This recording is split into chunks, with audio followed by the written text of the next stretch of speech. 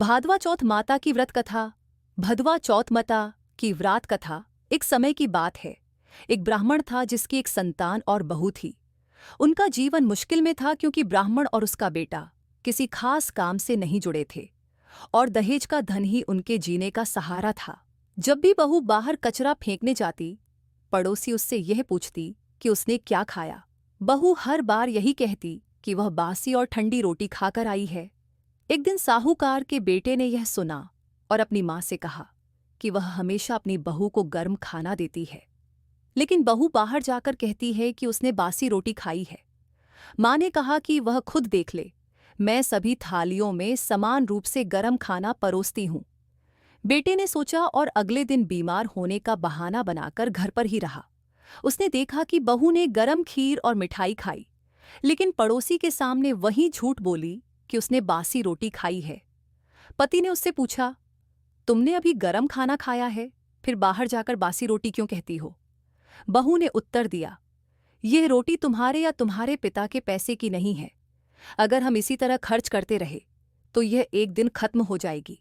पति विदेश चला गया और उसकी पत्नी ने 12 महीनों तक चौथ का व्रत रखा। 12 साल बाद चौथ माता और बिंदायक जी ने सोचा कि अब उसे घर बुलाना चाहिए। उन्होंने पति को सपने में जाकर कहा कि वह घर लौटे क्योंकि उसकी पत्नी उसे बहुत याद कर रही है। पति ने कहा कि उसके पास बड़ा कारोबार है और वह घर नहीं जा सकता। चौथ माता ने कहा कि वह सुबह एक दीपक जलाकर उनका नाम ले और बकाया पैसे वसूल कर लेगा। पति ने वैसा ही किया और सभी काम एक दिन में समाप्त हो गए। घर लौटते समय उसने एक सांप देखा जो आग की ओर जा रहा था। उसने सांप को आग से बचाया और सांप ने उसे डसने की धमकी दी। पति ने कहा, मैं 12 साल बाद घर आ रहा हूं, मुझे आज अपने परिवार से मिल लेने दो, फिर कल रात आकर मुझे डस लेना। सांप ने उसकी शर्त मान ली और अगले दिन डसने का वादा किया। घर आने पर पति उदास था और पत्नी को पूरी बात बताई। पत्नी ने एक सीढ़ी पर बालू बिछाया, दूसरी पर दूध का कटोरा रखा, तीसरी पर फूलों की माला बिखेरी, चौथी पर इत्र छिड़का, 5वीं पर मिठाई रखी, 6ठी पर जौ रखे और 7वीं पर रोटी रखी। रात को सांप आया और सबसे पहले बालू में लौट कर आया, फिर दूध पिया और फूलों की माला और इत्र की खुशबू ली। सांप ने कहा कि वह ब्राह्मणी के बेटे को नहीं डसना चाहता, लेकिन वचन के अनुसार उसे डसना पड़ेगा। बिंदायक जी ने सीढ़ी पर रखे जौ से सांप को डसने का उपाय किया और चौथ माता ने रोटी की ढाल बनाई। जौ से सांप की मौत हो गई।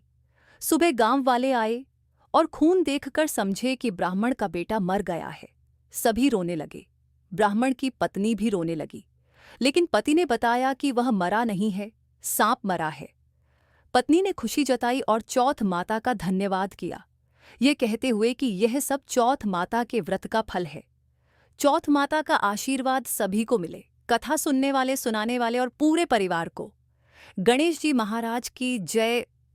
चौथ माता की जय।